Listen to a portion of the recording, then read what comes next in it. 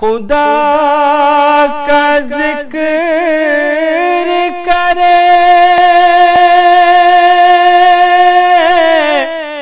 ذکر مصطفیٰ نہ کرے،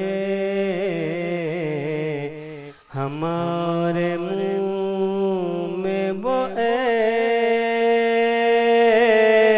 ایسی زبان خدا نہ کرے، ہمارے منہ میں۔ السلام علیکم ورحمۃ اللہ وبرکاتہ۔ الحمدللہ وکفا وسلام علی عباده الذین اصطفى، خصوصا علی سید المرسلین خاتم الانبیاء وعلى كمل اتباعه من الصدیقین والصالحین والشہداء، اما بعد، قال اللہ تعالی فی کلامہ المبین، اعوذ باللہ من الشیطان الرجیم، بسم اللہ الرحمن الرحیم، ان اللہ وملائکتہ یصلون علی النبی یا ایہا الذین آمنوا صلوا علیہ وسلموا تسلیما، اللہم صل علی سیدنا شفیعنا حبیبنا مولانا محمد وعلی آل سیدنا محمد کلما ذکرہ الذاکرون وَكُلَّمَا غَفَلَ عَنْ ذِكْرِهِ الْغَافِلُونَ۔ مالک کیا خدا نے اسے دو جہان کا، ایسا کوئی رسول بھی ہے عز و شان کا، تعریف آپ کی نہ کریں ہم تو کیا کریں، یہ تو غذا ہے دل کی مزہ ہے زبان کا، یہ تو غذا ہے دل کی مزہ ہے زبان کا، کر اہتمام بھی ایمان کی روشنی کے لیے،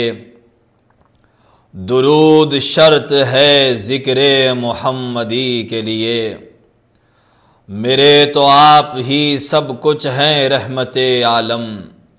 میں جی رہا ہوں زمانے میں آپ ہی کے لیے، میں جی رہا ہوں زمانے میں آپ ہی کے لیے۔ معزز سامعین کرام،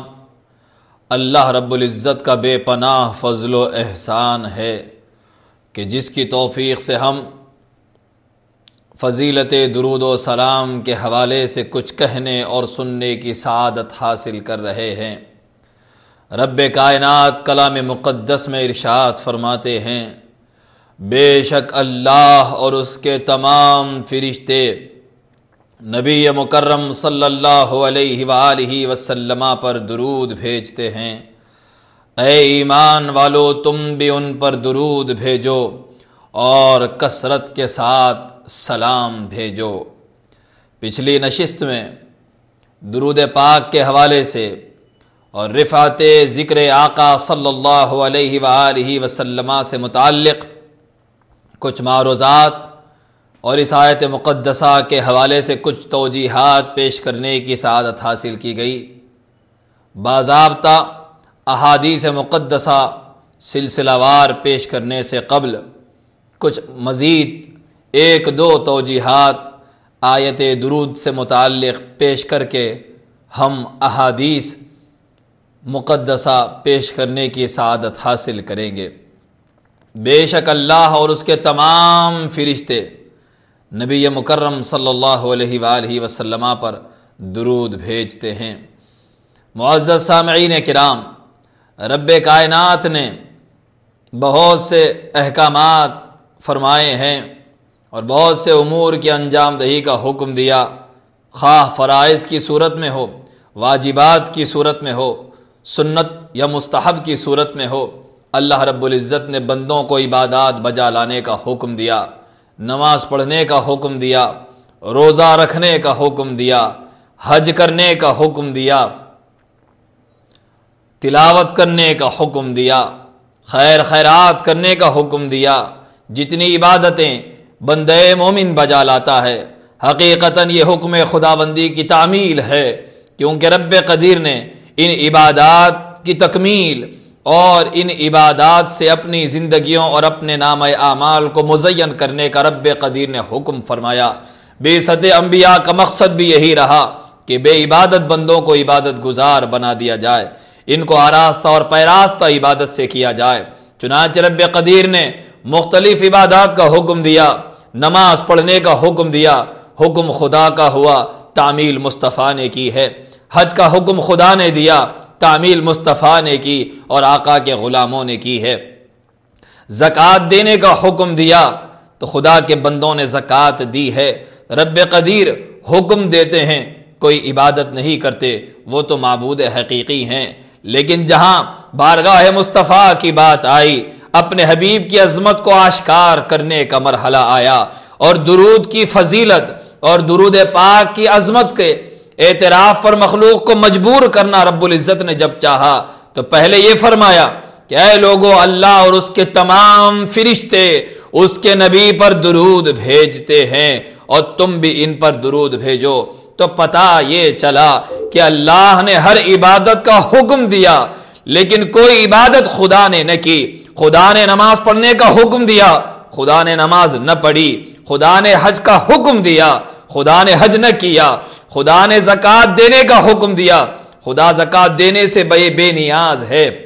خدا نے تسبیح پڑھنے کا حکم دیا، لیکن خدا نے کبھی تسبیح نہ پڑھی۔ معزز سامعین کرام، جہاں بات درود کی آئی تو رب قدیر نے حکم بعد میں دیا، پہلے یہ فرما دیا کہ میں خود اپنے نبی پر درود بھیجتا ہوں، میرے تمام فرشتے میرے نبی پر درود بھیجتے ہیں۔ اے ایمان والو، تم بھی نبی پر درود بھیجو اور کثرت کے ساتھ سلام بھیجا کرو۔ سامعین کرام، مزید برآں کہ پہلے رب قدیر نے اپنے درود بھیجنے کا ذکر فرمایا اور بعد میں لوگوں کو حکم دیا، اور اس سے یہ بھی پتہ چلا کہ پہلے اللہ رب العزت نے اپنے درود بھیجنے کا ذکر کیا اور اس زمرے کو وہ انفرادیت عطا فرما دی، وہ نشان امتیاز عطا فرما دیا کہ ہر ذی عقل اور جمیع اولو الالباب اس بات کو ماننے سے منحرف نہیں ہو سکتے۔ ہر انصاف پسند یہ کہنے پر مجبور ہو گیا کہ ہاں جب ہم نماز پڑھتے ہیں تو ہم تنہا رہتے ہیں۔ آیت درود شاہد ہے کہ اے بندے، تو نماز پڑھے گا تنہا رہے گا، جماعت سے بھی پڑھے گا، مسجد کی حد تک تیری عبادت محدود ہوگی، یہ ایک انسانیت تک تیرا دائرہ محدود رہے گا۔ نماز پڑھو گے تنہا رہو گے، حج کرو گے تنہا رہو گے، زکوٰۃ دو گے تنہا رہو گے، لیکن جب میرے حبیب پر درود پڑھو گے، یہ بات جان لو کہ جب تم مصطفیٰ پر، میرے حبیب صلی اللہ علیہ وآلہ وسلم پر درود پڑھتے ہو تو یہ جان لو کہ میں تمہارے ساتھ مصطفیٰ پر درود بھیجتا ہوں۔ جب میرے حبیب پر درود بھیجو گے، اس درود کی منزل پر تم خدا کو بھی پاؤ گے، تم درود کی دعائیں کرتے رہو گے، خدا ان پر درود بھیجتا جائے گا۔ یہ بھی معلوم ہو جائے، اللہ نے حکم دیا درود بھیجو، اب مخلوق کی بساط ملاحظہ فرمائیں۔ اللہ نے فرمایا اے لوگو، نبی پر درود بھیجو، نبی پر درود بھیجو، نبی پر سلام بھیجو۔ درود بھیجنا چاہا، کیسے درود بھیجا جائے؟ درود بھیجنے کا طریقہ کیا ہوگا؟ کیا انسانیت کی استطاعت کے صندوق میں اللہ نے یہ جواہر، یہ بے بہا در، یہ موتی اللہ نے انسانیت کی وسعت استطاعت میں اللہ رب العزت نے کہاں رکھے تھے؟ انسانیت مجبور کھڑی ہو گئی، اللہ نے حکم تو دے دیا۔ ایسی نعمت کہ خدا بھی درود بھیجتا ہے، فرشتے بھی درود بھیجتے ہیں۔ درود ہے کیا؟ ہم کیا بھیجیں؟ تب مخلوق عاجز آ گئی، انسانیت محو حیرت کھڑی ہے، اور دست بستہ آقا کی خدمت میں آقا کے غلام حاضر ہوتے ہیں، عرض گزار ہوتے ہیں یا رسول اللہ، سلام بھیجنا تو ہم جانتے ہیں، درود آپ پر کیسے بھیجا جائے؟ یا حبیب اللہ صلی اللہ تعالی علیہ وآلہ وسلم۔ مخلوق عاجز آ گئی، انسانیت بے بس کھڑی دکھائی دے رہی تھی۔ یہاں میرے آقا نے ان کی رہبری فرمائی، ان کو سلیقہ سکھایا، اللہ کے حکم کی تعمیل کیسے کی جا سکے۔ یہ خیرات بارگاہ مصطفیٰ سے عطا ہوتی ہے، تب جبکہ سارے غلام عاجز کھڑے ہیں نبی کی بارگاہ میں، عرض گزار ہے یا رسول اللہ، اللہ نے حکم دے دیا ہے، اب یہ بھی بتا دیا ہے کہ وہ بھیج رہا ہے، ہم بھی اس کے ساتھ درود بھیجنا چاہتے ہیں۔ یا رسول اللہ سلیقہ نہیں آتا، طریقے سے ناآشنائی ہے، آپ پر درود کیسے بھیجے یا رسول اللہ کہ یہ فضیلت ہم کو حاصل ہو جائے، خدا کے حکم کی تعمیل ہو جائے۔ میرے آقا مبعوث ہوئے ہیں اسی کام کے لیے، بے سلیقہ مندوں کو سلیقہ عطا کرنے کے لیے، محروموں کو حرما نصیبی سے بچا کر سعادتوں سے مسعود کرنے میرے آقا تشریف لائے ہیں۔ میرے نبی نے فرمایا ہاتھ اٹھاؤ اور رب کی بارگاہ میں یوں عرض کرو اللہم صلی علی محمد وعلی آل محمد، اے اللہ درود نازل فرما تیرے حبیب پر اور تیرے نبی کی آل پر۔ غور فرمایا جائے اس مقام پر، اللہ نے حکم دیا کہ درود بھیجو، بندے کو یہ سکھایا جا رہا ہے اے اللہ تو درود بھیج، اللہم صلی علی، اے اللہ آپ درود نازل فرمائیے، جبکہ خدا تو بھیج ہی رہا ہے، بندے کا درود بھیجنا کیا ہے؟ بندہ بس دعا کر رہا ہے اے اللہ درود نازل فرمائیے آپ کے حبیب پر، آپ کے حبیب کی آل پر درود نازل فرمائیے۔ تو معزز سامعین کرام، ماننا پڑے گا خدا تو بھیج رہے ہیں، قیامت تک بھیجتے رہیں گے، فرشتے بھیج رہے ہیں، ہمیشہ بھیجتے رہیں گے۔ اب بندے کو حکم دیا تو بھیج، بندہ بھیجنا چاہتا ہے لیکن بندے کی استطاعت کے صندوق میں یہ موتی اور یہ جواہر نہیں رکھے گئے تاکہ کوئی بزام خیش یہ نہ کہہ دے کہ میں درود بھیج رہا ہوں۔ درود کی منزل اتنی اعلیٰ منزل ہے کہ بندہ چاہ کر بھی حبیب پر براہ راست درود نہیں بھیج سکتا، آقا کی بارگاہ میں اپنی خود سے کوئی درود نہیں بھیج سکتا۔ اللہ نے اس منزل پر بھی اہل ایمان کو عاجز کر دیا، نبی کے غلاموں کو یہاں عاجز کر دیا کہ وہ ہاتھ اٹھا کر یہ کہنے لگے کہ مولا یہ درود ہمارے بس سے باہر ہے، ہم چاہ کر بھی اپنے آقا کی عظمتوں کے اعتراف کے باوجود ہم اس بارگاہ عظیم بارگاہ میں درود بھیجنے سے قاصر ہیں۔ اللہم صلی علی سیدنا محمد، اے اللہ ہم بے بس ہیں، آپ خود ہماری طرف سے اپنے حبیب پر درود نازل فرمائیے، ہماری جانب سے نبی کی آل کی بارگاہ میں آپ خود درود نازل فرمائیے۔ معزز سامعین کرام، رسول پاک کی عبادت کی طرح عبادت کرنا تو کجا، نبی کے درجے کے ہم درجہ ہونے کا دعویٰ تو کجا، یہاں صرف بندہ مومن کو یہیں پر گھٹنے ٹیکنے پر مجبور کیا جا رہا ہے کہ اے بندہ مومن تو میرے حبیب کی بارگاہ میں درود بھیجنے کے بھی قابل نہیں ہے، خدا کی عبادت کا حق ادا کرنا تو دور، خدا کی عبادت کا حق ادا کرنا بہت دور کی بات ہے، میرے حبیب پر درود و سلام کا کوئی حق ادا نہیں کر سکتا۔ تو معزز سامعین کرام، خدا کی بارگاہ تک پہنچنا ہے تو مصطفیٰ کا واسطہ لازمی ہے، خدا کے حبیب کا واسطے کو ماننا لازمی قرار دیا، اور جب خدا کے حبیب پر درود و سلام کی باری آ گئی تو یہاں خدا سے بندے کا واسطہ لازم کر دیا گیا ہے۔ تو پتہ چلا کہ خدا اس کو ملتے ہیں جس کو حضور ملتے ہیں، اور حضور پر درود و سلام وہی بھیج سکتا ہے جس کی رسائی خدا کی بارگاہ تک ہو، جس کو خدا قبول فرما لیتا ہے۔ تو یہ دونوں واسطے ایک دوسرے کے لیے لازم اور ملزوم کر دیے گئے ہیں۔ تو معزز سامعین کرام، کتنی بڑی کرم نوازی ہے، کتنی بڑی عنایت ہے رب قدیر کی کہ ہم جیسے بے بضاعت، بے بس، کمزور، ناتواں، ناقصوں کو رب قدیر نے حکم فرمایا پاکیزہ، اعلیٰ، عرفہ،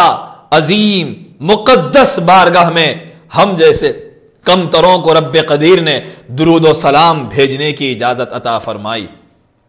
حکمرانوں کو کوئی سلام کر کے دیکھے، کوئی بادشاہ کو سلام کر کے دیکھے،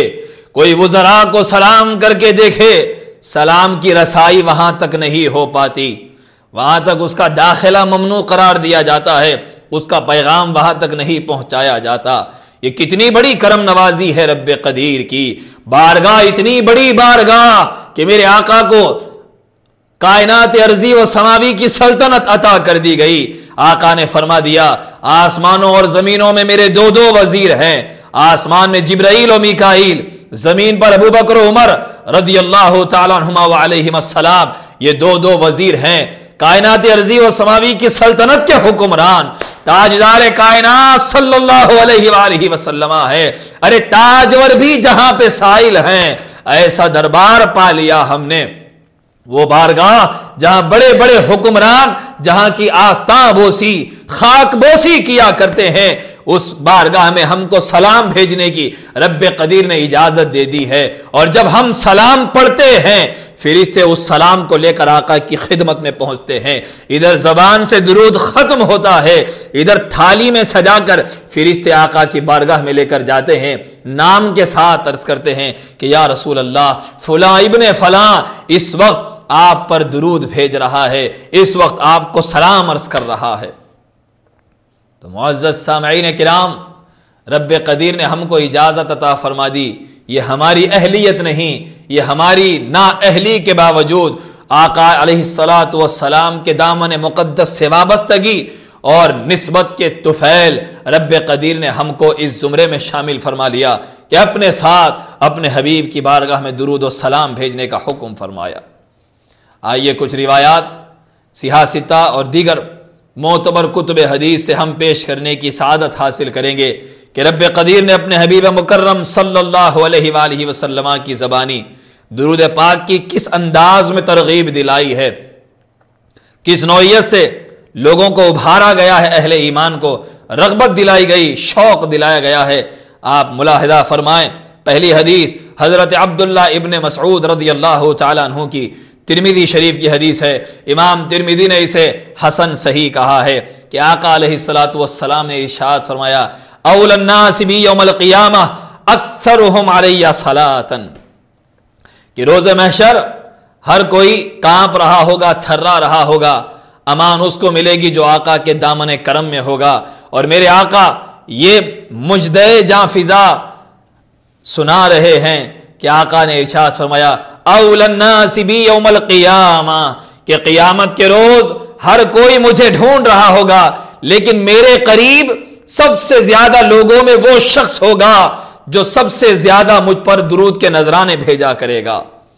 سب سے زیادہ مجھ پر درود پڑھنے والا میرے سب سے زیادہ قریب ہوگا۔ تو معزز سامعین کرام، کون بد نصیب ہوگا کہ جو گرمی حشر میں آقا کے دامن کرم کا سایہ نہ چاہ رہا ہوگا۔ ارے بڑے بڑے صحابہ کرام رضوان اللہ تعالی علیہم اجمعین اشکبار دیکھے گئے، آقا کی خدمت میں حاضر ہوئے، یا رسول اللہ یہ غم کھایا جا رہا ہے کہ میدان حشر میں ہم کہاں ہوں گے، آپ کہاں ہوں گے؟ آپ تاجدار انبیاء ہیں، آپ سید المرسلین ہیں، آپ انبیاء کے امام ہیں، ہم ادنا ہیں، ہم غلام ہیں، آپ کے درجات تو سوا ہوں گے، نہ جانے ہم کہاں ہوں گے، آقا کہاں ہوں گے؟ قیامت کے روز ہمارے اضطراب کا عالم کیا ہوگا؟ آقا علیہ الصلاۃ والسلام خوشخبری عنایت فرما رہے ہیں غلاموں کو کہ جو مجھ سے قریب ہونا چاہتا ہے وہ مجھ پر درود و سلام کثرت سے پڑھا کرے۔ یہاں تم مجھے یاد کرو، یہاں مجھ پر درود و سلام بھیجو، نہ تمہارا درود رائے گا جائے گا، نہ تمہارا سلام رائے گا جائے گا، نہ میری یاد رائے گا جائے گی۔ تم یہاں جتنا مجھ پر درود پڑھو گے وہاں خدا تم کو مجھ سے اتنا ہی قریب کرتا چلا جائے گا۔ بروز حشر دنیا میں تو تم مجھ سے دور ہو گئے، 1400 صدیوں بعد تم پیدا ہوئے ہو، نہ میرا زمانہ دیکھا، نہ ابو بکر و عمر کا زمانہ دیکھا، نہ عثمان و علی کا زمانہ دیکھا، نہ حسن کا زمانہ دیکھا، نہ حسین کا دیدار تم نے کیا ہے۔ صدیوں بعد تم آئے ہو، تم میرے دیدار سے محروم رہے، میری مجلسوں میں بیٹھنے سے محروم رہے، لیکن اے میرے غلاموں تم کو ایک خوشخبری دی جا رہی ہے، وہ یہ کہ بروز قیامت میرا دیدار چاہتے ہو، میری مجلس میں بیٹھنا چاہتے ہو، مجھ سے کلام کرنا چاہتے ہو، مجھے معروضے درخواستیں پیش کرنا چاہتے ہو، میرے قدوم میمنت لزوم کا سایہ چاہتے ہو، تو سنو اکثرہم علی اول الناس بیوم القیامہ اکثرہم علی صلاۃ، جو مجھ پر کثرت سے درود بھیجنے والا ہوگا وہ قیامت میں سب سے زیادہ میرے قریب ہوگا۔ غلاموں کو چاہیے کہ کثرت کے ساتھ چلتے پھرتے اٹھتے بیٹھتے وضو کے ساتھ ہیں پڑھ سکتے ہیں، بے وضو ہیں تیمم کے ساتھ چاہیں پڑھ سکتے ہیں، بغیر تیمم چاہیں پڑھ سکتے ہیں، گھر میں درود پڑھ سکتے ہیں، گھر کے باہر درود پڑھ سکتے ہیں، سواری پر جا رہے ہیں درود پڑھ سکتے ہیں، دکان میں درود پڑھ سکتے ہیں، بیٹھ کر پڑھ سکتے ہیں، لیٹ کر پڑھ سکتے ہیں، کوئی قید نہیں لگائی گئی کہ کہیں کوئی بہانہ نہ مل جائے۔ بیماری کا عالم ہو، صحت کا عالم ہو، بڑھاپا ہو، جوانی ہو، ہر لمحہ اپنے آقا کو یاد کرتے رہیں، رسول مکرم کی بارگاہ میں صلی اللہ علیہ وآلہ وسلم درود و سلام کے نذرانے بھیجتے رہیں۔ آج ہم آقا کو صلاۃ و سلام کے تحفے بھیجتے رہیں گے، ادھر ہمارے آقا بروز قیامت بخشش کا تحفہ ہم کو عطا فرمائیں گے، شفاعت کی خیرات سے ہمیں بخشش ملے گی، اسی آقا کی بارگاہ سے ملے گی۔ مزید نسائی اور ترمذی کی حدیث حضرت عبداللہ ابن مسعود رضی اللہ تعالیٰ عنہ سے ہی مروی ہے، قال قال رسول اللہ صلی اللہ علیہ وسلم ان للہ ملائکۃ سیاحین فی الارض یبلغنی من امتی السلام، کہ میرے آقا فرماتے ہیں کہ درود خانوں کو یہ خوشخبری دی جا رہی ہے کہ رب قدیر نے کیسا وسیع و عریض اہتمام فرمایا ہے، کیسا عظیم الشان اہتمام فرمایا ہے کہ درود پڑھنے والے کا درود صرف کرامن کاتبین نامہ اعمال ہی میں رقم نہیں کرتے، درود پڑھنے والے کا معاملہ صرف نامہ اعمال ہی میں لکھا نہیں جا رہا ہے، بلکہ رب قدیر نے سب سے مختلف اہتمام فرمایا ہے۔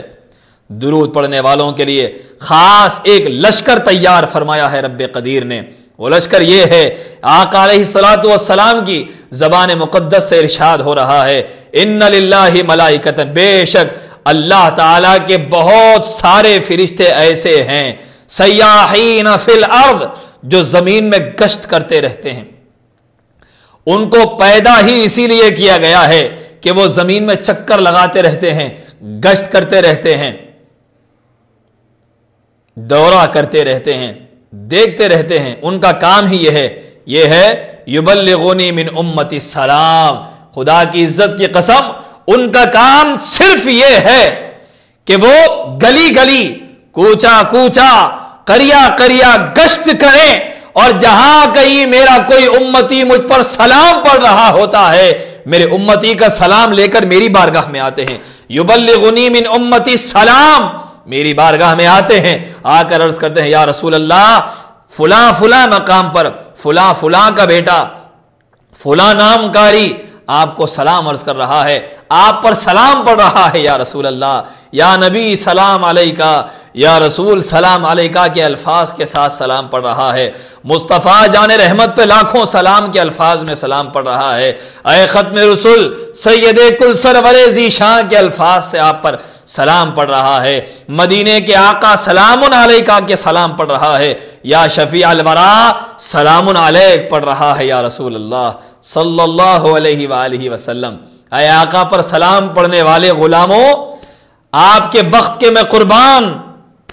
آپ کی خوش نصیبی کے میں نثار کہ آپ یہاں اپنے محلے کی مسجد میں، اپنے گھر کے دیوان خانے میں، کسی گوشے میں یا کسی درگاہ میں کھڑے ہو کر یہاں آپ سلام پڑھ رہے ہوتے ہیں، یا نبی سلام علیکہ، فوراً فرشتے آپ کے سلام کو اپنے ہاتھوں میں لے کر اپنے آقا کی بارگاہ میں حاضری دیتے ہیں، تاجدار کائنات کی بارگاہ میں عرض کرتے ہیں یا رسول اللہ آپ کا امتی سرزمین دکن حیدرآباد کے فلاں علاقے سے آپ کو سلام عرض کر رہا ہے۔ اللہم صلی علی سیدنا محمد وعلی آل سیدنا و نبینا و مولانا محمد وبارک وسلم صلاۃ و سلاما علیک یا رسول اللہ صلی اللہ تعالی علیہ وسلم۔ یہ تو امتی کا سلام نبی کی بارگاہ تک ہو گیا، ادھر امتی نے سلام پڑھا، ادھر سلام آقا علیہ الصلوۃ والسلام کی بارگاہ میں پہنچ گیا۔ اس کے بعد اس کی اجرت کیا ملی، اس کی جزا امتی کو کیا ملی؟ ایک غلام کے لیے تو اتنا ہی کافی ہے کہ اس کا سلام اس کے نام کے ساتھ آقا کی بارگاہ میں پہنچ گیا، اب غلام نہ ثواب دیکھے گا نہ اجر دیکھے گا، بس اپنے حبیب مکرم کی بارگاہ میں اس کا نام لے لیا گیا، یہی اس کے لیے کافی ہے۔ جیسے داتا گنج بخش علی ہجویری رحمت اللہ تعالی علیہ کشف المحجوب میں اس حدیث کو نقل فرمایا ہے کہ قوم بنی اسرائیل کا ایک عبادت گزار بندہ تھا، 70 سال غار میں پناہ گزین ہو کر محو عبادت رہا۔ 70 برس کے بعد وہی آئی حضرت موسیٰ علیہ السلام کی طرف۔ رب قدیر نے فرمایا کہ اے موسیٰ، جاؤ فلاں غار میں ایک عبادت گزار بندہ عبادت کر رہا ہے، جا کر اس سے کہہ دو کہ میں نے اس کی 70 سال کی عبادت کو رائیگاں کر دیا ہے، اکارت گئی اس کی عبادت، میں نے قبول نہیں کیا۔ اللہ کے نبی موسیٰ کلیم اللہ علی نبینا وعلیہ الصلاۃ والسلام اس غار میں جاتے ہیں اور اس عبادت گزار بندے کو یہ خبر پہنچاتے ہیں جو اللہ رب العزت نے آپ کو فرمائی تھی کہ تیری عبادت اللہ نے قبول نہ کی۔ ہائے ہائے، بس یہ خبر سننی ہی تھی کہ وہ بندہ جس کی عبادت نامقبول ہونے کی خبر پہنچی وہ رقص کرنے لگا اور خوشی میں جھومنے لگا، وجد آور ہو گیا، وجد کرنے لگا۔ حضرت موسیٰ علیہ السلام نے فرمایا کہ میں نے تو تجھے خبر پہنچائی ہے کہ تیری عبادت اکارت گئی ہے، لیکن یہ خبر خوشخبری تو نہیں ہے، تو جیسے خوش ہو رہا ہے، وجد کر رہا ہے۔ تو اس عبادت گزار بندے نے کہا، اے اللہ کے کلیم، اے موسیٰ علیہ السلام، میں عبادت کی قبولیت یا عدم قبولیت پر رخصاں نہیں ہوں۔ اے اللہ کے کلیم، مجھے تو خوشی اس بات کی ہو رہی ہے کہ جس رب کو 70 سال سے پکار رہا ہوں اس نے میرا ذکر کر دیا ہے، اب مجھے اس سے بڑی کوئی اور دولت نہیں چاہیے۔ اللہ اکبر کبیرہ، یہ ہوتے ہیں عبادت گزار بندے۔ اللہ اکبر، کہ اب مجھے وہ قبول کرے یا نہ کرے وہ مالک کی مرضی ہے، اس نے میرا ذکر کر دیا ہے، یہی میرے لیے سب سے بڑی سعادت ہے۔ تو علی ھذا القیاس ایک سچے غلام کے لیے یہی کافی ہے کہ اس کا سلام اس کے آقا کی بارگاہ میں پہنچ گیا ہے، رسول مکرم کی بارگاہ میں اس کا نام لے لیا گیا ہے۔ اب ایک غلام کو اس کے سوا اور کیا چاہیے؟ ہاں، غلام کو کچھ نہیں چاہیے، لیکن وہ بارگاہ کیسی کریم بارگاہ ہے، کیسی کریم بارگاہ ہے، اور میرے آقا کیسے کریم النفس آقا ہیں۔ اے کریم ابن کریم، ابن کریم ابن کریم، ہم تیرے در کے بھکاری بھی ہیں، حقدار بھی ہیں۔ وہ کریم ابن کریم ابن کریم ابن کریم ہے۔ امتی کا سلام جب آقا کی بارگاہ میں پہنچتا ہے، میرے آقا ارشاد فرماتے ہیں، ابو ہریرہ رضی اللہ تعالیٰ عنہ اس حدیث کے راوی ہیں، ابو داؤد اور مسند احمد بن حنبل کی یہ حدیث ہے، میرے آقا، آپ کے آقا ارشاد فرماتے ہیں، ما من احد یسلم علی الا رد اللہ علی روحی حتی ارد علیہ السلام، کہ کوئی ایسا شخص نہیں ہے جو مجھ پر سلام بھیجتا ہو مگر یہ کہ اللہ نے مجھ پر میری روح کو لوٹا دیا ہے، میں خود اس کے سلام کا جواب دیتا ہوں۔ اللہ اکبر کبیرہ، صلی اللہ علیہ یا رسول اللہ وعلی آلک یا حبیب اللہ صلی اللہ تعالی علیہ وسلم،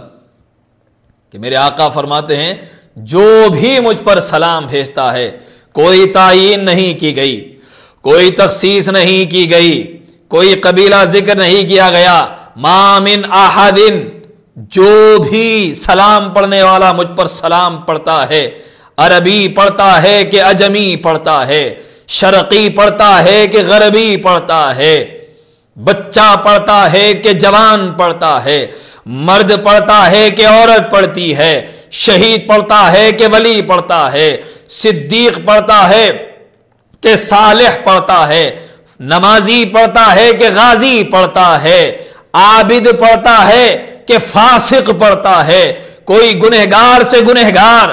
بدکار سے بدکار بھی ایمان کی حالت میں اپنے آقا پر سلام بھیجتا ہے تو میرا نبی اس سلام کا جواب بنفس نفیس عنایت فرماتے ہیں، میرے آقا حتی ارد علیہ السلام، کہ جو دل سے مجھ پر سلام بھیجتا ہے میں اس کے سلام کا جواب دیتا ہوں۔ مسلمانوں، اے اہل ایمان، نبی پر سلام پڑھنے والو، یا نبی سلام علیکہ کے ترانے گانے والو،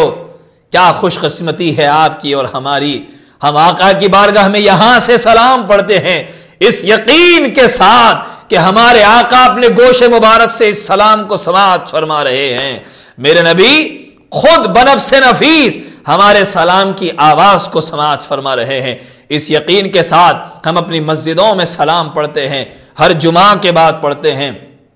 جب جی میں آئے ہم سلام پڑھتے ہیں، اپنے جلسوں کے بعد پڑھتے ہیں، اپنی محفلوں کے بعد سلام پڑھتے ہیں، اپنے گھر کی خوشی کی محفلوں میں، غم کی تقاریب میں بھی ہم اپنے آقا پر سلام پڑھتے ہیں۔ تو اس یقین کے ساتھ پڑھتے ہیں کہ ہمارے نبی سلام سن رہے ہیں، اور میرے نبی فرماتے ہیں میں صرف سنتا نہیں ہوں بلکہ سن کر تمہارے سلام کا جواب بھی دیتا ہوں، حتی ارد علیہ السلام، کہ سلام پڑھنے والے کے سلام کا جواب میں خود دیتا ہوں۔ ہائے ہائے ہائے، سبحان اللہ، سبحان اللہ،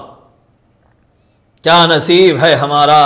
اللہ نے اپنے حبیب کی امت مبارکہ میں بھی پیدا فرمایا، آقا کو سلام کرنے کی اجازت بھی مرحمت فرمائی، اور میرے آقا خود اپنے سلام کا جواب بھی عنایت فرما رہے ہیں۔ اللہم صلی علی سیدنا محمد وعلی آل سیدنا محمد وبارک وسلم۔ ہماری کیا اوقات ہے، ہماری حیثیت ہی کیا ہے کہ ہمیں ہمارے آقا جواب دے رہے ہیں۔ ہم غلاموں کی اوقات سے زیادہ اللہ نے ہم کو نواز دیا ہے۔ کتنا نوازا رب قدیر نے کہ کائنات کے تاجدار مسند نبوت پر جلوہ بار ہو کر بھی سرزمین مدینہ سے اپنے غلاموں کے سلام کا جواب عنایت فرما رہے ہیں۔ اسی لیے غلاموں کو امام حسن علیہ السلام نے فرمایا ہے، طبرانی کی حدیث ہے، حیثما کنتم فصلوا علی فإن صلاتکم تبلغنی، فرمایا کہ تم جہاں کہیں رہو آقا کے غلاموں، آقا نے ارشاد فرمایا، امام حسن بن علی علیہم السلام روایت فرماتے ہیں کہ میرے آقا نے ارشاد فرمایا، حیثما کنتم، اے غلاموں تم جہاں کہیں رہو مجھ پر درود پڑھتے رہو، مجھ پر درود پڑھنا نہ بھولو، جہاں کہیں رہو مجھ پر درود بھیجو، کیونکہ تمہارا درود مجھ تک پیش کیا جاتا ہے، میری بارگاہ میں پہنچایا جاتا ہے۔ اللہ نے فرشتے بھی مقرر کر رکھے ہیں، وہ اپنے آقا کی خدمت میں تھالوں میں سجا کر اس درود کو لے کر جاتے ہیں اور نام کے ساتھ بیان کرتے ہیں کہ آقا آپ کا غلام درود شریف پڑھ رہا ہے، اس وقت ان الفاظ کے ساتھ درود پڑھ رہا ہے۔ روایتوں میں یہ بھی آیا ہے، ادھر بندہ درود پڑھ رہا ہوتا ہے ہندوستان کی سرزمین پر، ادھر سرزمین حجاز پر مدینہ طیبہ کی سرزمین پر کھڑا آقا کے روضہ مقدس میں ایک فرشتے کو رب قدیر نے مقرر فرمایا، ساری مخلوق کی سماعتوں کی قوت اس ایک فرشتے کی سماعت کو عطا کی گئی ہے۔ جہاں کوئی درود پڑھتا ہے وہ اس درود کو سن کر عرض کرتا ہے، یا رسول اللہ ان الفاظ کے ساتھ، ان صیغوں کے ساتھ آپ کا فلاں امتی اس وقت درود پڑھ رہا ہے، یہ فرشتہ یہاں کہتا ہے، ایک فرشتہ اسے لے کر حاضر دربار ہوتا ہے۔ اسی لیے سامعین کرام بس آقا کی بارگاہ میں درود بھیجتے رہیں، درود کے دستر بچھاتے رہیں، تسبیح پر درود پڑھتے رہیں، سواری پر جا رہے ہیں درود پڑھتے رہیں، گاڑی میں بیٹھے ہوئے درود پڑھیں، دکان پر بیٹھ کر درود پڑھیں، دعوتوں میں جا رہے ہیں درود پڑھیں، دوستوں سے ملاقات ہو رہی ہے درود پڑھ لیں، کاروبار کا آغاز ہو رہا ہے درود پڑھ لیں۔ ہر کام کی ابتدا بسم اللہ کے ساتھ اور صلاۃ اللہ کے ساتھ کیا جائے، اس کام میں یقیناً بڑی برکتیں ہوتی ہیں۔ اب یہی نہیں کہ صرف آقا درود سلام کا جواب عنایت فرماتے ہیں، یہی نہیں کہ صرف نبی سلام کا جواب عنایت فرماتے ہیں، ایک عظیم خوشخبری حدیث قدسی کے ذریعے دی جا رہی ہے۔ راوی ابو طلحہ رضی اللہ تعالیٰ عنہ ہیں، نسائی اور دارمی کی یہ حدیث ہے کہ ایک مرتبہ آقا صلی اللہ علیہ وآلہ وسلم دولت قدے سے برآمد ہوتے ہیں، چہرے پر بشاشت، خوشی کے آثار نمایاں ہیں۔ صحابہ آقا کے چہرے کو دیکھتے اور چہرے کے تبسم سے پہچان لیتے کہ آج ہمارے آقا بڑے خوش و خرم دکھائی دے رہے ہیں۔ صحابہ نے عرض کیا، رسول اللہ اس غیر معمولی مسرت کا سبب کیا ہے؟ آقا علیہ الصلاۃ والسلام نے ارشاد فرمایا، ابھی جبریل میرے پاس آئے تھے، رب کا پیغام لے کر آئے کہ عرض کی، یا رسول اللہ صلی اللہ علیہ وسلم اللہ رب العزت ارشاد فرما رہے ہیں، اما یردیک یا محمد صلی اللہ علیہ وآلہ وسلم اللہ یصلی علیک احد من امتک الا صلیت علیہ عشرا ولا یسلم علیک احد من امتک الا سلمت علیہ عشرا، کہ اے حبیب صلی اللہ علیہ وآلہ وسلم اللہ فرما رہے ہیں کہ آپ اس بات پر راضی نہیں ہیں کہ اللہ فرماتے ہیں اے حبیب کیا آپ اس بات پر راضی نہیں ہیں کہ جو کوئی آپ کا امتی آپ پر درود بھیجے گا ایک بار، میں اس پر 10 بار درود بھیجوں گا، اور آپ کا کوئی امتی آپ پر ایک بار سلام بھیجے گا، میں اس پر 10 مرتبہ خود سلام پہنچاؤں گا۔ سامعین کرام، نبی پر سلام پڑھنے والے کی عظمت کا یہ حال ہے کہ صرف اس کے سلام کا جواب نبی عطا نہیں فرماتے، بلکہ خود رب کائنات اس کے سلام کا جواب عطا فرماتے ہیں۔ کیا خوش نصیبی ہے سلام پڑھنے والے کی، ادھر نبی اس کے سلام کا جواب دے رہے ہیں، ادھر خدا خود اس کے سلام کا جواب دے رہے ہیں۔ کون خدا؟ وہ رب کعبہ، وہ رب کائنات جس نے ایک لفظ کن سے سارے عالم کو پیدا کر دیا ہے، جس کی بارگاہ میں انبیاء و مرسلین بھی لرزاں و ترساں دکھائی دیتے ہیں۔ وہ خدا تو کسی قانون کا پابند نہیں ہے، لیکن وہ رب، کیا کرم ہے اس کا، کیا فضل ہے اس مولا کا، اور کیا شان محبوبیت ہے، اور اپنے حبیب پر کیا کرم نوازی ہے میرے مولا کی، کس عزت اور مقام سے میرے آقا کو رب کائنات نے سرفراز فرمایا ہے کہ یہ شان محبوبیت آشکار کر دی۔ اے لوگو، میرے نبی کی وفاداری ہمیشہ نبھاتے رہو، میرے محبوب کے غلام بن کے رہو۔ سنو، میرے حبیب سے مجھے اتنی محبت ہے، اتنی محبت ہے، شان گھٹانے والوں اپنی شان تم گھٹاتے ہو، تنقیس کرنے والوں تم اپنے اعمال کی تنقیس کر رہے ہو، اپنا ایمان گوا رہے ہو۔ میرے حبیب کو مجھ سے بے پناہ محبت ہے، اور مجھے میرے حبیب سے اتنی محبت ہے کہ کوئی ایک بار میرے نبی پر سلام پڑھتا ہے، میں 10 بار اس پر سلام پڑھتا ہوں۔ اللہ سلمت علیہ عشرا۔ کوئی سلام کا انکار کرے، یہ اس کی حرما نصیبی ہے، یہ اس کی محرومی ہے۔ اختلاف کرنے والا اختلاف کرتا رہے، گلے پھاڑ پھاڑ کر چیختا رہے، سلام پڑھنا ناجائز ہے، سلام پڑھنا ناجائز ہے، لیکن میرے آقا کی زبانی رب کائنات نے کہلوایا۔ حدیث قدسی ہے، جبریل امین کو بھیج کر رب کائنات نے فرمایا، کہہ دو جا کر زمین پر، میرے حبیب پر جو ایک درود پڑے گا میں اس پر 10 بار درود بھیجوں گا، جو میرے حبیب پر ایک بار سلام بھیجے گا میں اس پر 10 مرتبہ سلام بھیجوں گا۔ اللہم صلی علی سیدنا محمد وعلی آل سیدنا محمد کلما ذکرہ الذاکرون وکلما غفل عن ذکرہ الغافلون۔ اسی لیے میرے بھائیوں اور خصوصاً میری پردہ نشین بہنوں، مقدر سنوارنے کے لیے اپنے کریم آقا پر درود و سلام پڑھتے رہیں، اپنے گھر کو درود کے دستروں سے سجائیں، درود کے دستر بچھائیں، بینجوں پر پڑھیں، تسبیح کے ذریعے پڑھیں، انگلیوں پر پڑھتے رہیں، اپنے آقا کو کبھی فراموش نہ کریں، کیونکہ ہمارے آقا نے کسی منزل پر ہمیں فراموش نہ کیا۔ اب اس حدیث مقدسہ میں ایک لفظ قابل غور یہ بھی ہے کہ رب کعبہ فرماتے ہیں، خالق کائنات، اما یرضیک یا محمد صلی اللہ علیہ وآلہ وسلم، اے سراپا تعریف کیے ہوئے حبیب، کیا آپ اس بات پر راضی نہیں ہیں؟ کیا آپ خوش نہیں ہیں؟ کیا آپ راضی نہیں ہوئے ہیں؟ مقام غور ہے۔ سورہ ضحیٰ میں بھی مولا فرماتے ہیں وَلَسَوْفَ يُعْطِيكَ رَبُّكَ فَتَرْضَىٰ، اے حبیب آپ کا رب آپ کو اتنا عطا کر دے گا، اتنا عطا کرے گا کہ آپ راضی ہو جائیں گے۔ ارے بڑے بڑے انبیاء اس کو راضی کرنے میں لگے ہیں، کوئی صفی بن کے منانے میں لگا ہے، کوئی نجی بن کے اس کو منانے میں لگے ہیں، کوئی خلیل بن کر اسے راضی کرنے میں لگے ہیں، کوئی ذبیح بن کر ذبح و ایثار کے ساتھ اسے راضی کرنا چاہتے ہیں، کوئی روح اللہ بن کر راضی کرنا چاہتے ہیں۔ ساری کائنات رب کائنات کو منانے میں لگی ہے، اس کو راضی کرنا چاہتی ہے۔ میرے آقا کی عظمت کا یہ حال ہے، بار بار قدم قدم پر لمحہ بلمحہ رب کائنات اس فکر میں لگے ہیں کہ میرا مصطفیٰ مجھ سے راضی ہو جائے، میرا حبیب مجھ سے راضی ہو جائے۔ بار بار مولا پوچھتے ہیں اما یرضیک، اے حبیب کیا آپ اس بات پر راضی نہیں ہیں؟ تو کہنے والا ایک شاعر کہتا ہے کہ خدا کی رضا چاہتے ہیں دو عالم، خدا کی رضا چاہتے ہیں دو عالم، خدا چاہتا ہے رضائے محمد، خدا کی رضا چاہتے ہیں دو عالم، خدا چاہتا ہے رضائے محمد، خدا چاہتا ہے رضائے محمد صلی اللہ علیہ وعلی آلہ وسلم۔ اور جب کبھی آقا کا اسم مبارک لیا جائے خاص طور پر جب محمد کہا جائے اس کے ساتھ صلی اللہ علیہ وآلہ وسلم کہا جائے۔ اور میرے آقا نے ارشاد فرمایا مجھ پر کٹا ہوا درود نہ بھیجو، مجھ پر ادھورا درود نہ بھیجو۔ صحابہ کرام علیہم الرضوان نے عرض کی یا رسول اللہ صلی اللہ تعالی علیہ وآلہ وسلم کٹا ہوا درود کیا ہوتا ہے، ادھورا درود ناقص درود کیا ہے؟ میرے آقا نے فرمایا صرف اللہم صلی علی محمد کہنا ادھورا درود ہے،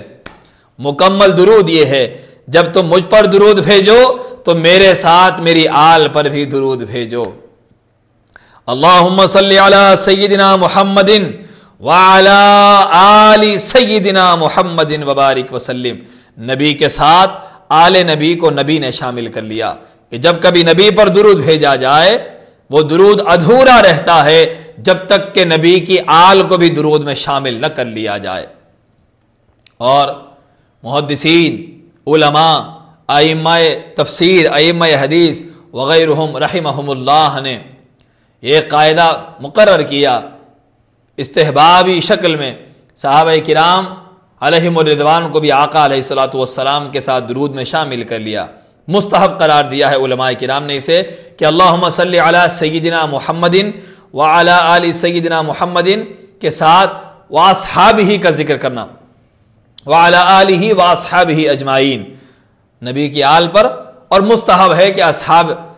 اصحاب با وفا نبی کے صحابہ کرام رضوان اللہ تعالی علیہم اجمعین کو بھی درود میں شامل کیا جائے۔ الغرض صیغے بہت سارے ہیں لیکن نبی نے جو قاعدہ مقرر کیا آپ کے اور میرے آقا نے وہ یہ کہ نبی کے ساتھ نبی کی آل پر درود بھیجنا تو لازم کر دیا گیا۔ اگر کوئی صحابہ کا ذکر نہ کرے تو اس کا درود قبول کیا جا سکتا ہے، لیکن اگر نبی کی آل کو کوئی فراموش کر دے تو آقا فرماتے ہیں کٹا ہوا اور ادھورا درود ہے۔ اور اسی کے ساتھ اللہم صلی علی سیدنا محمد کا بھی اضافہ کرنا مستحب ہے کہ جب کبھی درود پڑھے اللہم صلی علی محمد نہ کہیں بلکہ اس سے پہلے اللہم صلی علی سیدنا محمد کہیں، اے اللہ ہمارے سردار پر درود بھیج، جو محمد صلی اللہ علیہ وآلہ وسلم ہمارے سردار ہیں، اللہم صلی علی، اے اللہ درود بھیج علی سیدنا، ہمارے سردار، ہمارے آقا، ہمارے مالک، ہمارے مولا صلی اللہ علیہ وآلہ وسلم، سیدنا کا اضافہ کر لیا جائے۔ اللہم صلی علی سیدنا محمد وعلی آل سیدنا محمد وبارک وسلم۔ ان الفاظ کے ساتھ آقا کی بارگاہ میں صلاۃ و سلام کا نذرانہ پیش کیا جائے۔ تو معزز سامعین کرام،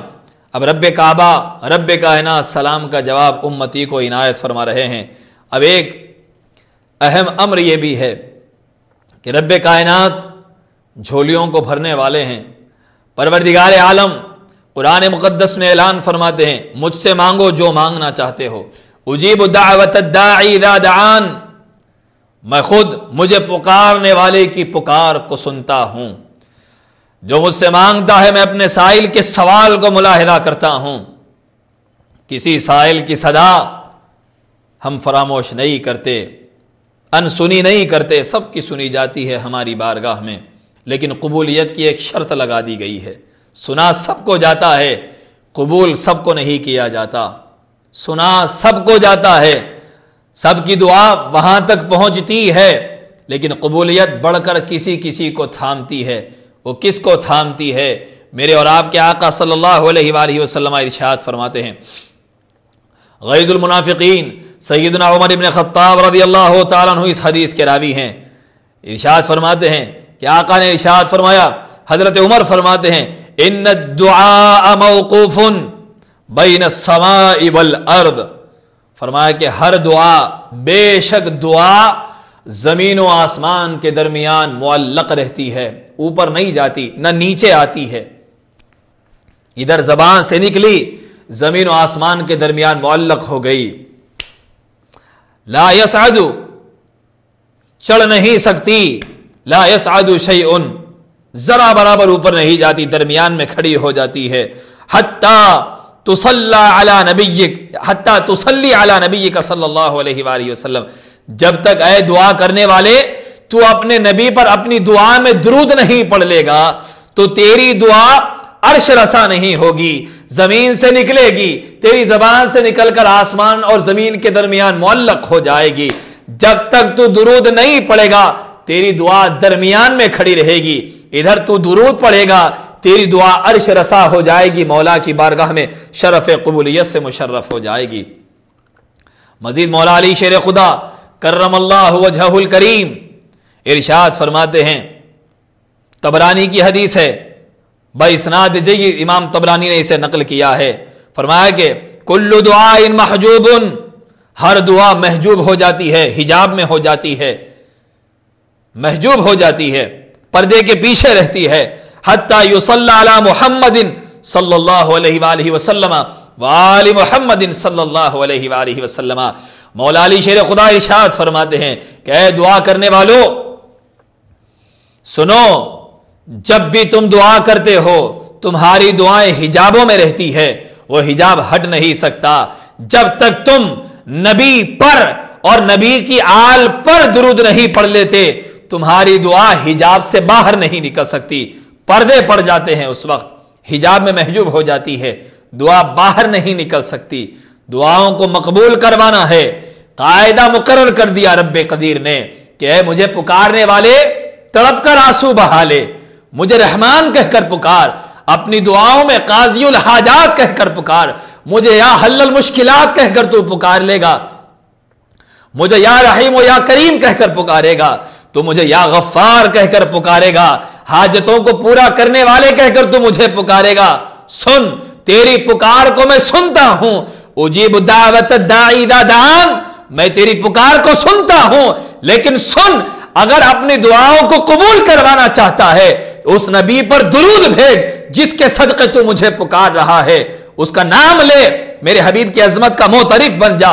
درود بھیج میرے حبیب کی بارگاہ میں، میرے حبیب کی آل کی بارگاہ میں درود بھیج۔ یہ درود جب تک تو اس درود کی مہر ثبت نہ کرے گا تیری حاجتیں پوری نہیں کی جائے گی، تیری پکار کو نہ سنا جائے گا، نہ تیرے گڑ گڑانے کو دیکھا جائے گا، نہ رات رات بھر ذکر کر کے اپنے اجتماعات میں لوگوں کو رلانا دیکھوں گا۔ جب تک میرے حبیب پر درود نہ پڑے گا تیری کوئی دعا قبول نہیں کی جائے گی۔ معزز سامعین کرام، دعائیں صرف وہی قبول ہوتی ہیں جس میں خدا کے حبیب کو یاد کیا جاتا ہے۔ دعا کیا ہے؟ یہ ندا ہوتی ہے، یہ رب کا ذکر ہوتا ہے۔ دعا حقیقت میں کیا ہے؟ جو بندہ دعا نہیں کرتا وہ مقام بندگی کو نہیں پاتا حقیقتاً۔ حضرت علامہ اقبال فرماتے ہیں، متاع بے بہا ہے درد و سوزے آرزو مندی، بندے کا آرزو مند ہونا یہ بیش بہا متاع ہے، بڑی دولت ہے آرزو مند ہونا بندے کا۔ کوئی آرزوؤں سے بے نیاز تو نہیں ہو سکتا، کوئی حاجتوں سے بے نیاز تو نہیں ہو سکتا۔ رب قدیر نے انسانی زندگی کو محدود رکھا ہے حاجتوں کے دائرے میں، حاجتیں دی ہے کہ وہ حاجت مند ہو اور مجھے تڑپ کر پکارے، اور سوال کرنا بے بسی کے ساتھ اس کی بارگاہ میں ہاتھ اور اپنے دست دعا کو دراز کرنا، یہی تو مقام بندگی ہے۔ رب کو پکارنا ہی تو بندگی ہے۔ لیکن معزز سامعین کرام، کوئی بندہ بندگی کے اس پہلو سے بے نیاز تو نہیں ہو سکتا، رب کو پکارتا ہی ہے، لیکن مولا تعالیٰ نے مقام بندگی کا کمال یہ قرار دیا کہ مقام بندگی پر مجھ سے سوال کرنے والے، تیری بندگی کی تکمیل ہوتی ہے سوال سے۔ جب کوئی مجھ سے سوال نہیں کرتا میں اسے مقام بندگی کے کمال سے محروم کر دیتا ہوں۔ روایتوں میں آیا ہے کہ جب کوئی نمازی نماز پڑھتا ہے، کوئی عابد عبادت کرتا ہے، وہ نماز سے فارغ ہوتا ہے تو مولا تعالیٰ کی رحمت دیکھ رہی ہوتی ہے، شاید اب دعا مانگے گا، اب سوال کرے گا۔ وہ پلٹ کر جا رہا ہوتا ہے، خدا کی رحمت پیچھے پیچھے جاتی ہے کہ شاید اب یاد آ جائے گا، پلٹ کر پھر خدا کی بارگاہ میں حاضر ہو کر دعا کرے گا، خدا سے بھیک مانگے گا۔ خدا کا بھیکاری خدا سے بھیک ہی تو مانگے گا، لیکن جب وہ بغیر دعا مانگے دوسرے کام میں مشغول ہو جاتا ہے، خدا کی رحمت کہتی ہے کہ اے خدا سے دعا مانگنے سے خود کو بے نیاز سمجھنے والے، صرف عبادت کر کے منہ موڑنے والے، سن، اگر تو مجھ سے مانگنے سے اور سوال کرنے سے خود کو بے نیاز سمجھتا ہے تو سن، میں تیری ایسی جھوٹی عبادت سے بے نیاز ہوں۔ میری بارگاہ میں سجدہ ریزی کرنے والے تڑپ کے مجھے پکار، اپنی حاجتوں کی تکمیل کی مجھ سے دعائیں مانگ، میں تیری دعائیں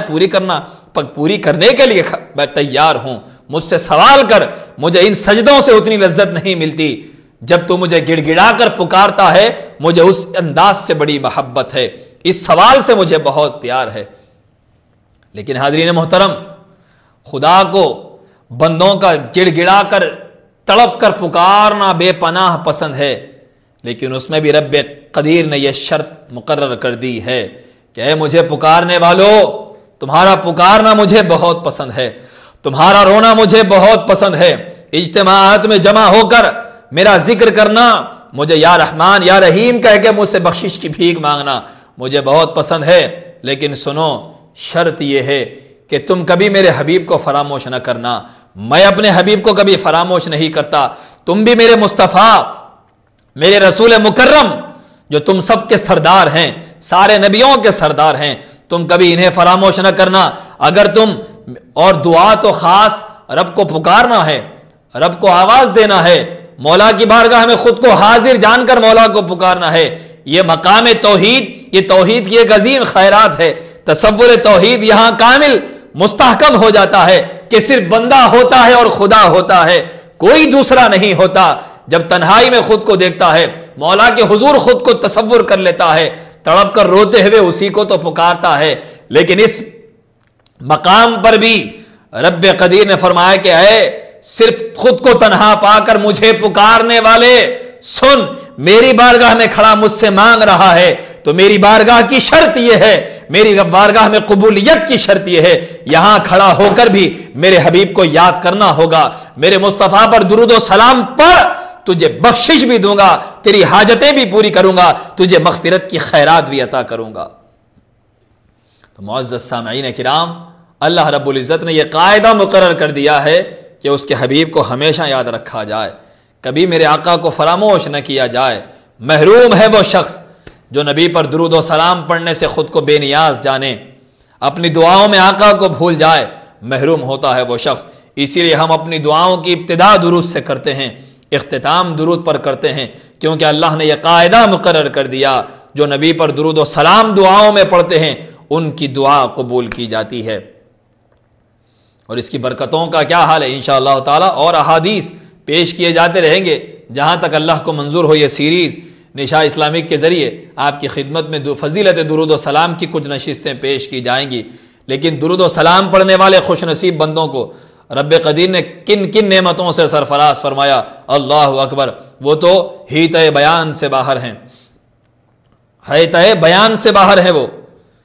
اتنے سارے واقعات بزرگان دین کے، ہمارے اسلاف کے، کہ روحانیت کا کمال اس سے نصیب ہوتا ہے، اللہ کا قرب درود و سلام سے نصیب ہوتا ہے، آقا کا ظاہری باطنی ہر اعتبار سے قرب درود و سلام سے نصیب ہوتا ہے۔ بزرگوں نے فرمایا، کوئی غریب ہے، ظاہری اسباب نہیں ہیں، لیکن اسباب رکھ کر بھی مدینہ پاک جانے کی اجازت نہیں مل رہی ہے، مدینہ کوئی جا نہیں سکتا، دل میں بڑی محبت ہے، فرمایا درود و سلام کثرت سے پڑھو، بس درود وہ واحد ذریعہ ہے جو آقا کی بارگاہ تک ایک غلام کو پہنچا دیتا ہے۔ مزید درود و سلام پڑھنے والے بندوں کی روحانیت کا یہ عالم ہے کہ وہ سوتے میں بھی آقا کا دیدار کرنے والے ہوئے اور بہت سارے بیداری میں بھی آقا کا دیدار کرنے والے ہوئے۔ 1400 صدیوں کے بعد بھی روئے زمین پر آج بھی بہت سے اہل اللہ ایسے ہوتے ہیں جو خواب میں بھی آقا کی زیارت کرتے ہیں، جس طرح صحابہ کرام کیا کرتے تھے، اس جسد مبارک کے ساتھ آقا کی زیارت کرنے والے ہر زمانے میں ہوتے ہیں۔ خواب میں بھی ان کو نبی کی رؤیت نصیب ہوتی ہے، بیداری میں بھی آقا کا دیدار ہوتا ہے، یہ مقام ان کو درود و سلام سے حاصل ہوتا ہے۔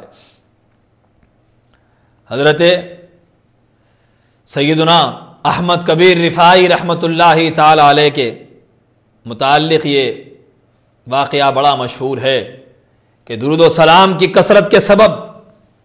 آپ کو یہ مقام عطا کیا گیا کہ جب آپ روضہ آقا صلی اللہ علیہ وآلہ وسلم پر حاضر ہوئے، رسول مکرم صلی اللہ تعالی علیہ وآلہ وسلم کی بارگاہ میں آپ کی حاضری ہوئی، ہر حاضری دینے والا آقا کو سلام کرتا ہے، جواب اپنی شان کے مطابق آقا عنایت فرماتے ہیں۔ لیکن جب شیخ احمد کبیر رفاعی رحمت اللہ علیہ، جن کا زمانہ حضور غوث الکل غوث الثقلین سیدنا غوث اعظم دستگیر رضی اللہ تعالیٰ عنہ کے آپ ہم زمانہ تھے، آپ جب آقا کی خدمت اقدس میں حاضر ہوئے، روضہ پاک پر حاضر ہو کر قبر اطہر کے پاس کھڑے آقا دو جہاں صلی اللہ علیہ وآلہ وسلم کو سلام عرض کیا. یا رسول اللہ صلی اللہ علیہ وسلم عرض گزار ہوئے کہ ہمیشہ عالم رویا میں تو بڑی زیارتیں کی ہے. یا رسول اللہ دست مبارک برآمد فرمائیے، یہ غلام آپ کا بیٹا آپ کا دست مبارک چومنا چاہتا ہے. ہزاروں زائرین مدینہ نے اپنے بچشم خود اس عنایت کو ملاحظہ فرمایا. احمد کبیر رفاعی رضی اللہ تعالیٰ عنہ نے عرض کیا دست مبارک چومنا چاہتا ہوں. آقا کی قبر شریف سے دست مقدس نورانی ہاتھ برآمد ہوتا ہے، اور شیخ احمد کبیر رفاعی نے دست مبارک کو بوسہ لے کر اپنی پلکوں پر رکھ لیا. اور شیخ احمد کبیر رفاعی کی برکت سے ہزارہ زائرین مدینہ کو آقا کے دست مقدس کی زیارت نصیب ہو گئی. یہ سعادت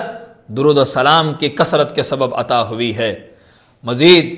حاضرین سامعین کرام، ایک دو حکایات مزید پیش کر کے اپنی گفتگو کو آج ہم اپنی اس گفتگو کو ختم کریں گے. وہ یہ کہ جب واقعہ حرہ پیش آیا، یزیدی لشکر اور اس کے ظلم و بربریت کی داستان فقط کربلا تک محدود نہیں ہے، بلکہ یزیدی لشکر قتل امام سے فارغ ہو کر مکے کا کوچ کیا. مکے میں منجیق کے ذریعے پتھر پھینکے گئے، کعبے کے غلاف کو جلا دیا گیا، ظلم و بربریت کا ننگا ناچ ہوا. وہاں سے فارغ ہو کر سرزمین مدینہ پر آئے اور اہل مدینہ کو خائف کیا. مدینے میں قتل و غارت گری کا بازار گرم کیا. ہزاروں باقراؤں کو ان کی بکارت کو زائل کیا گیا اور ان کی عصمت ریزیاں کی گئی. مدینے میں گھر لوٹ لیے گئے، ہزاروں مسلمانوں کو شہید کر دیا گیا. اسی اثنا میں صحابی رسول سیدنا سعید ابن مسیب رضی اللہ تعالیٰ عنہ مسجد نبوی شریف میں پناہ گزین ہو گئے. منبر رسول کے پیچھے 3 دن تک چھپے رہے، نہ کچھ کھاتے نہ کچھ پیتے. یزیدی لشکر کے گھوڑوں کی لید مسجد نبوی میں پڑی رہتی. مسجد نبوی کے مقدس ستونوں سے گھوڑوں کو باندھا گیا. یزید بدبخت، یزید پلید کا لشکر، اس کے فوجی مسجد نبوی شریف میں گھوڑے باندھ دیتے ہیں. 3 دن تک مسجد نبوی میں نہ اذان ہوتی ہے، نہ آقا کی مسجد میں باجماعت نماز ہوتی ہے. سیدنا سعید ابن مسیب رضی اللہ تعالیٰ عنہ فرماتے ہیں کہ جب 3 دن تک مسجد نبوی ظاہری طور پر ویران رہی، نہ اذان ہوئی نہ نماز ہوئی، لیکن جب نماز کا وقت آتا تو مجھے علم ہو جاتا اور میں نماز پڑھتا. وہ ایسے کہ جب نماز کا وقت ہوتا کوئی اذان دینے والا نہ ہوتا، آقا کی قبر شریف سے اذان کی آواز آتی تو میں اس اذان اور وہاں سے نماز کی آواز آتی، میں یہاں پر نماز ادا کیا کرتا. 5 وقت دن میں 3 دن تک میں نے آقا کے قبر مقدس سے اذان کی آواز سنی. میں نے اس اذان کی آواز سے ادھر نماز ادا کی. معزز سامعین کرام، کتنا پاس و لحاظ ہے آقا کو اپنے غلام کا کہ ایک غلام ظلم سے بچنے کے لیے اور اپنے ایمان کو بچانے کے لیے ادھر آقا کی خدمت میں پناہ گزین ہوتا ہے. اس کی نماز بھی آقا چھوٹنے نہیں دیتے اور قبر شریف سے اذان کی آواز آ رہی ہوتی ہے. میرے آقا بخدا خدا کی عزت و جلال کی قسم ہے، جس شان کے ساتھ حیات ظاہری میں جلوگر تھے، اسی شان کے ساتھ آج بھی میرے آقا صلی اللہ علیہ وآلہ وسلم ساری کائنات پر متصرف ہیں، جب جہاں چاہے تصرف فرما سکتے ہیں. آخری واقعہ القول البدیع فی الصلاۃ علی الحبیب الشفیع میں امام سخاوی 8ویں صدی ہجری کے محدث ہیں. آپ نے اس واقعے کو القول البدیع میں نقل فرمایا کہ شیخ ابو الخیر اختہ رحمت اللہ علیہ جب مدینہ پاک میں سفر کر کے حاضر ہوئے، 5 دن کے بھوکے تھے. درود و سلام کے فضائل میں آپ نے اس واقعے کو نقل کیا ہے کہ آپ 5 دن سے بھوکے پیاسے تھے، کچھ نہ کھایا تھا. بھوک کی شدت اور اضطراب کے سبب رہا نہ گیا، آقا کی خدمت میں حاضر ہو گئے. حضرت ابو الخیر اختہ یوں عرض گزار ہوئے، آقا کو سلام کیا. شیخین کریمین رضی اللہ تعالیٰ عنہما حضرت سیدنا ابو بکر سیدنا عمر رضی اللہ تعالیٰ عنہما کو سلام کیا اور آقا سے یوں عرض گزار ہوئے، یا رسول اللہ ابو الخیر اختہ آج آپ کا مہمان ہے.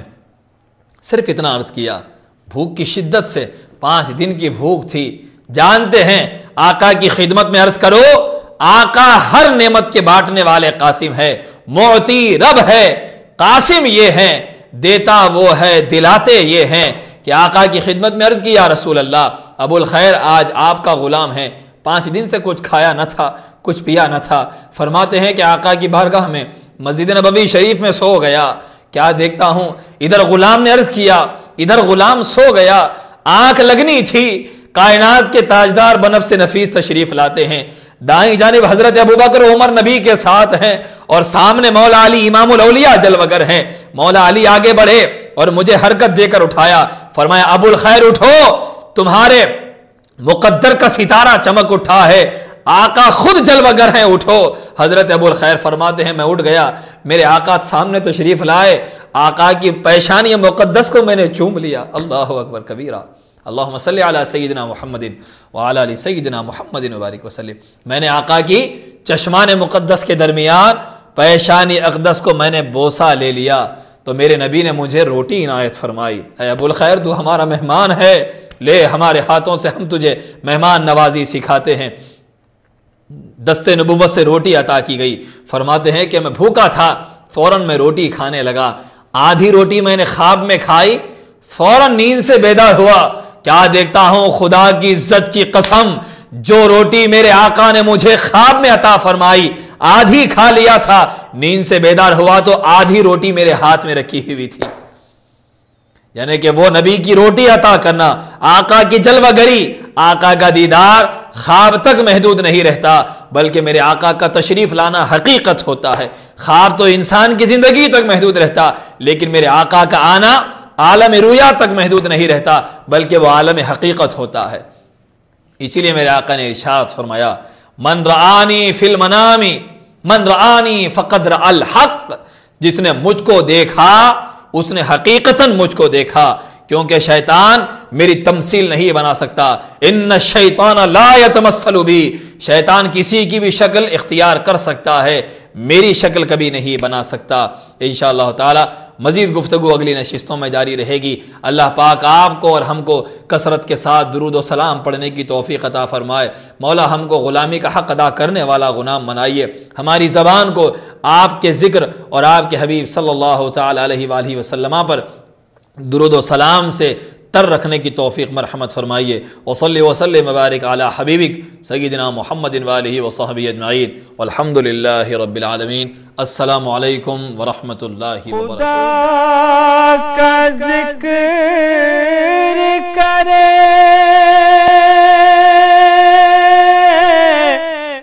ذکر مصطفیٰ نہ کرے، ہمارے منہ میں وہ ایسی زبان خدا نہ کرے، ہمارے منہ